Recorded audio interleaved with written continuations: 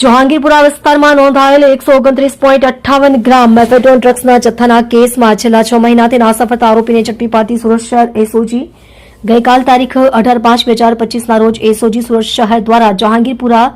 શરણમ રેસીડેન્સીની સામે સ્વસ્તિક વિલા તરફ જતા રોડ ઉપરથી આરોપી સુફિયાન ઉર્ફે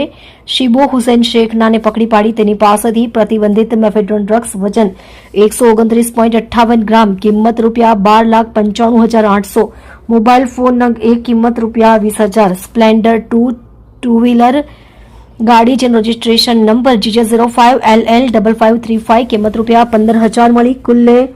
કિંમત ₹13,30,800 ની મત્તાના મુદ્દામાલ સાથે ઝડપી પાડવામાં આવેલ હતો. સદર ગુનામાં માલ મંગાવનાર નાસ્તો ફરતો આરોપી રિઝવાન બોમ્બેવાલાને પકડી પાડવા પોલીસ ઇન્સ્પેક્ટર એસઓજી નાઓએ સૂચના આપેલ હતી. આ દરમિયાન એસઓજીના એએસઆઈ ઇમ્તિયાઝ